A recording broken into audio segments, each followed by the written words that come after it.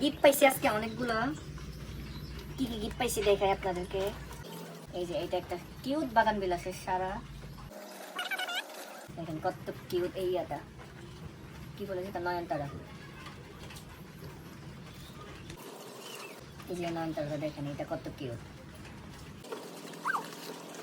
এটাও কিউট। এটা একটা অন্য ভ্যারাইটির না, এটা সেম। ছিঁড়ে গেছে।